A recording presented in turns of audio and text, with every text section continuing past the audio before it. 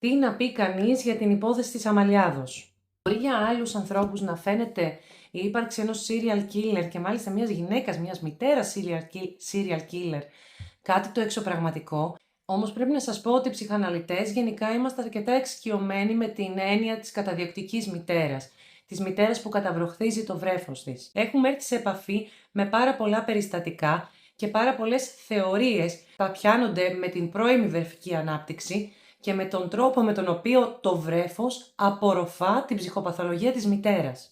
Πώς την απορροφά τώρα την ψυχοπαθολογία της μητέρας? Με έναν μη λεκτικό τρόπο. Με τον τρόπο που η μητέρα, η οποία δεν είναι σε καλή ψυχική κατάσταση, είτε έχει μία πιο σοβαρή διαταραχή, είτε μία απλή αγχώδη διαταραχή, τότε ο τρόπος με τον οποίο θα πιάσει το παιδί της, ο τρόπος με τον οποίο θα το ταΐσει το παιδί της, ο τρόπος με τον οποίο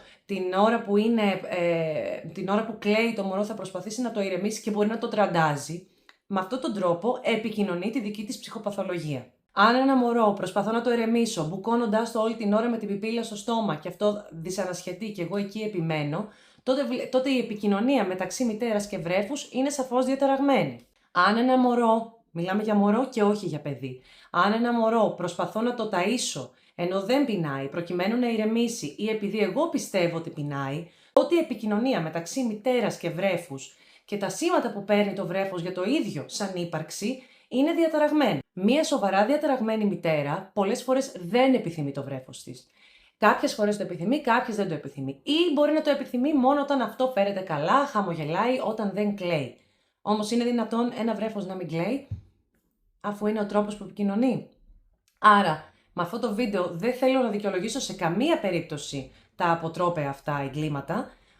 Ο στόχος μου είναι να κατανοήσουμε πώς η ψυχοπαθολογία της μητέρας μπορεί να περάσει στο βρέφος. Πρέπει λοιπόν αυτά που οι μητέρες τα αγαπάνε υπό όρους, δηλαδή άμα δεν κλαις, άμα κάνεις αυτό, άμα εκείνο ή μόνο όταν είσαι ήρεμο θα σε πάρω αγκαλιά, άμα κάνεις έτσι δεν θα σε πάρω αγκαλιά, μαθαίνουν ότι ο εαυτός τους μπορεί να είναι αποδεκτός μόνο όταν ικανοποιούν τις ανάγκες των άλλων. Τι γίνεται τώρα? Το βρέφος αυτό θα μεγαλώσει και θα γίνει μητέρα, όπως έχουμε το παράδειγμα αυτό. Ειδικά στα περιστατικά που υπάρχει σοβαρή ψυχοπαθολογία λόγω της διαταραχής της σχέσης μητέρας και βρέφους, η σχέση αυτή αναβιώνεται όταν το άτομο γίνει μητέρα. Και όλα αυτά που έχει περάσει το άτομο είναι γραμμένα τόσο μέσα, τόσο αρχαίγωνα κάτω-κάτω και βγαίνουν στην επιφάνεια την ώρα και τη στιγμή που γίνεται μητέρα ή γονιός, γιατί συμβαίνει και στους άντρες αυτό φυσικά, να βγαίνουν τα παιδικά τους τα τραύματα και να εκδικούνται στην ουσία τον γονιό τους